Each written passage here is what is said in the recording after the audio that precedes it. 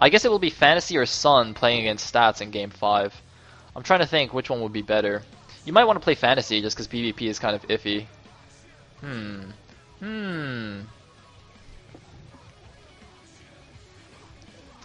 I'm actually surprised. Go ahead. KT's draw. Yeah. It's a little risk, but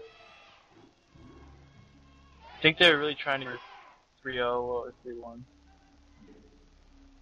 Wait, 3-0? But they sent out like Wookiee and I guess Action's not terrible, but I think they maybe. I think they're trying to snipe someone. Like Wookiee.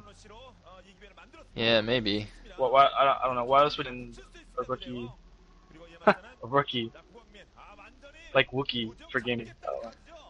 I mean, I think if they were actually planning to catch I mean, they might have actually been planning to try and catch Bisu in Game 3, because the PvP clearly his one weakness.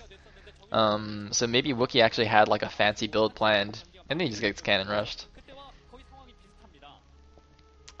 Anyway. Oh, thank you, Kiet, reminding me that Best also beat Hydra in PvZ. So Best has beaten. That means Best has beaten Jaedong, Hydra, and I thought he beat Effort, but maybe I was wrong about that. But Jaedong on Hydra is certainly impressive enough. Anyway, he looks like he's just going for a standard Forge Fast Expand here. And the Overlord of Hoja is going southwards, so not going in the correct direction. Looks like we have... Is that an overpool? Perhaps. There's the crowd in the back. I think that was an overpool. There is Reach looking very strange. That is extremely creepy. What the heck? Alright, anyway, there's the Forge, and looks like he's going to send out the second probe to scout as well, doing the safe double scout. And alright, nothing. Oh, good. Map is Jade. It's really, really bad. Just from looking at it, it's really bad ZVP. And I even looked at the stats, like 1-4 for ZVP. So this is the worst ZVP map you could play on. So you're just QQing because you're a Zerg player. I see what you're trying to do. I see what you're trying to do here. This map is horrible. It is. It's so bad. For Zerg. This is like the TBT. Is there like a particular reason? Well, it's mainly because Protoss can hold their third really easily. It's close to their natural, and they have it's blocked off with a ramp. And but even I mean, if there's like a position how is disadvantage, like. But it's not that much different from Fighting Spirit, though. And would you say Fighting Spirit is particularly Protoss favored in PvZ? I would say it's a little bit more Protoss favored, but you're walking a fine line here, man. Off. See, you see what I'm trying to do? I'm trying to get you to say Fighting Spirit's imbalanced. That would just like invalidate everything else you say. No, I don't think it's imbalanced. Anyway, yeah, no, I know what you mean. Anyway, this looks like Hoja's just made 2 Zerglings. He's taking his third base at the bottom left natural. And that means Best is going to be able to make just the 1 cannon at his front, which is all good. Going to keep running around with this probe guy. I was actually surprised at cannon for his Nexus. Usually don't see that. Oh, did he? I wasn't even paying attention. Guess he's playing super safe. I'm pretty sure.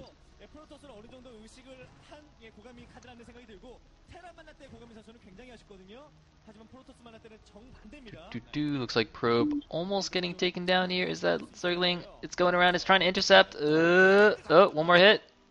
Or maybe 2 more hits. 1 more hit. 1 more hit. Boom.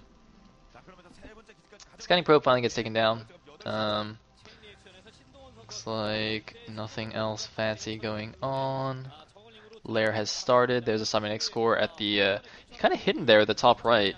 It looks like Best actually just built a pylon way up there in the corner just so he could hide his tech. But there's no Overlord in his main base anyway, so turns out it doesn't actually matter. But yeah, just making it a little bit harder for Hoja to see what he's up to. It looks like second gas is just finishing up now as well. Third hatchery done for Hoja. He's got a few more lings coming out now. Just 4 lings though, so I think that gives him 6 lings in total. Looks like he started his Spire. And Best playing it safe, using a Zilla and a Probe to block up his wall, building a Citadel, and we already saw the Stargate, so both players just playing very, very standard so far. Yeah, what Hoja's going for, he's going for just the really basic 5 hatch build. It's when you just go 12 hatch, and then another hatch team, another expansion, and then you can eventually take your forecast after you layer and get your Spire up. But we should see Hoja adding his 4th hatchery soon. But this is pretty much really standard. Actually, Prescott, his second guys are a little bit quicker, so I think he will have a day out. Yeah, it looks like Hoja He actually had a rally. Yeah, Hoja messed up a rally. He's also got a decent number of lings at the front. Looks like something like 12 lings now at the front. He's hiding 6 of them, kind of towards the middle of the map. He's got the other 6 poking around at the front, but another probe does get into his base anyway. He's going to see the Spire there.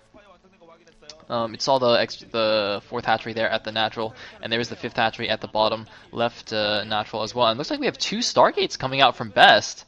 Going for a 2 Stargate build, 2 Stargate Corsairs. And this is why he got the Geyser up really quick, so that he could do this build along with the Citadel.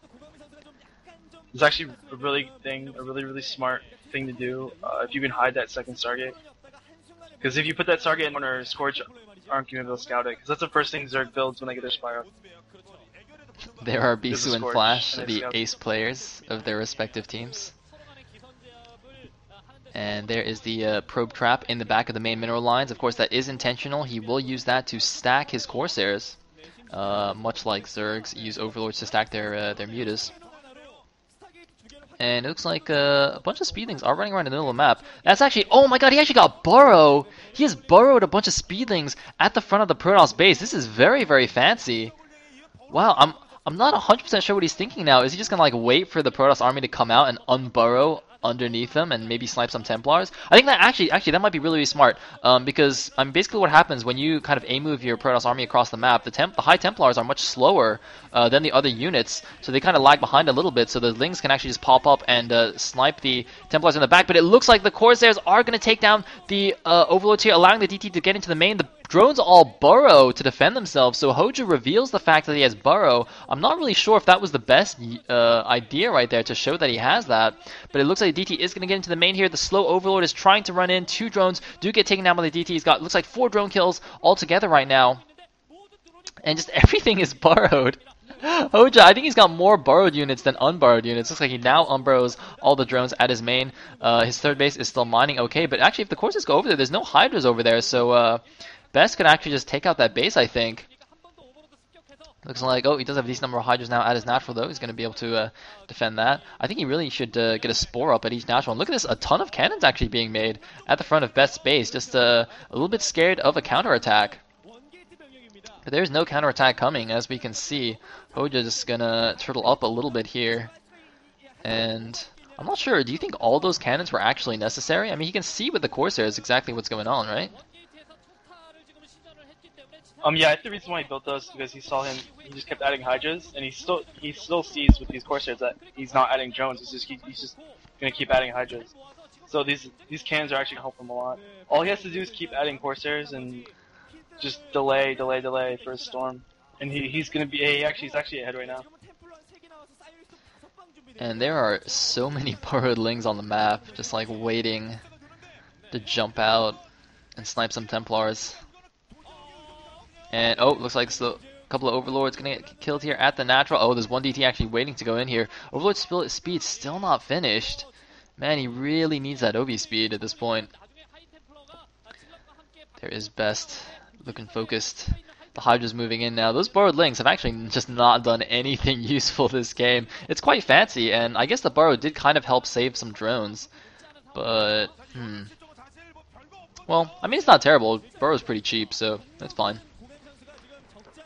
It's like, of course, they're just going to come down here to the third. Snipe another couple of Overlords. But Overlord speed is done now, so Hoja should be okay against any more DT shenanigans. Looks like Gateway at the front gets taken down. Oh, hold position Hydra is going to lose 2 of those guys. And the DT is now going down to the bottom left base. Is there? Oh my god, there's actually no Overlord even in production. No Overlord going down here. Hoja, he should see it though. He's just borrow all the drones. Yes, there he does. Nice use of the borrow. Gonna lose just 2 of the drones. And gonna have to wait for an Overlord to come down here and help out there. Looks like a bunch of Zealots like running around in the main. I'm not sure what's going on there. Is he like scared of a Doom drop or something? That's a little bit weird. He's actually, Best is playing really smart right now. He knows he's ahead, so he's just like waiting till he can get some units out. Yeah. He's just scouting everywhere. It's pretty much the only way he can lose right now if he does get Doom drop.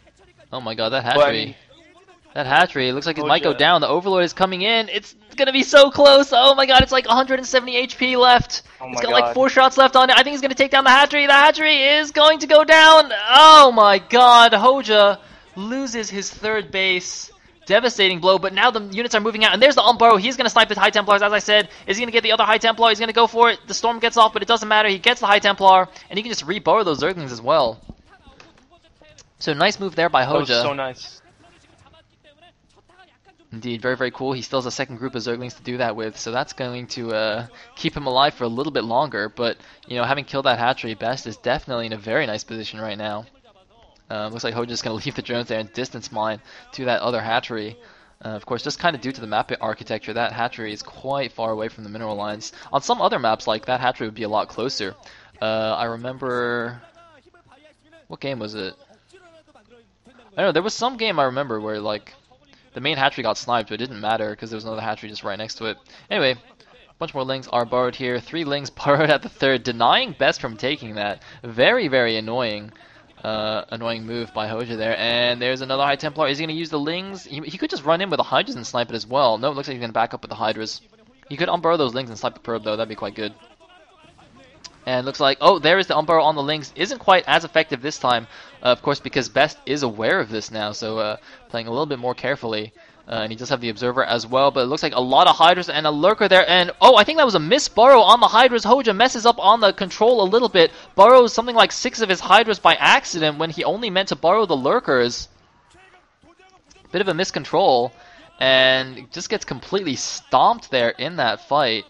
Meanwhile, I think he did actually unburrow the lings at the 3rd base, so that's going to slow down a little bit more. But how is he going to defend himself from this huge army that's coming down? No, it looks like Best is just going to go back and try and protect his 3rd base. But he's got a huge supply lead right now. 110 supply for Best against just a 60 supply for Hoja. And this Hoja just actually not even replacing that hatchery. He's just going to keep distance mining. That is, not very nice. Best macro, though, failing him a little bit. He's up to like 1,500 minerals, or he was just now. Which is a little bit surprising considering he's kind of known for his macro. But I guess he keeps getting denied at that 3rd base, so it's a little bit more understandable. Anyway, he's running out now with a lot of Zealots. He needs the High Templars to do some storms, though. There's a lot of clumped Hydras. Oh, huge storm on all those Hydras. Hoja is in serious trouble, and he knows that he's down to 40 supply against 115 for Best. It looks like it's going to be another 3-1 SKT victory. Flash, the only one who can bring home a win for his team, unfortunately. Stats this time, the one who is not able to play a game. And it looks like the attack is coming down now on Hoja's natural. He's just got a bunch of Overlords. They're not even running away. He's got no Sunken. He's got a wall there, a nice Sim City, but he's got no Sunkens behind it to help him out. And there's a lot of Dragoons there anyway. This is probably going to be game over for Hoja. And there's the GG. Best closes out the series 3-1. SKT is victorious once again in the war between the telecoms. So, nice job, Best. Showing that he actually does know how to PvZ now. And don't go anywhere, guys, because we are going on to the next match, which I believe is Team 8 versus Air Force Ace. So yeah, just sit tight for a second, and we'll go on to those games. Actually, I don't even know if the VODs are up for those, though. I hope they're up. Ay.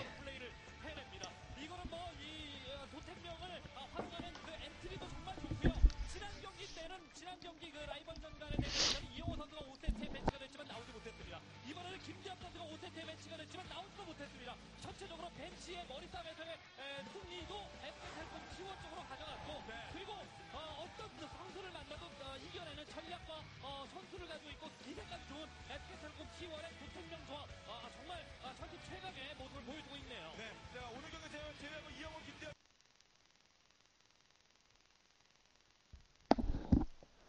Okay, so there's no teammate versus Ace in the small VOD thread. Oh, looks like somebody links it though.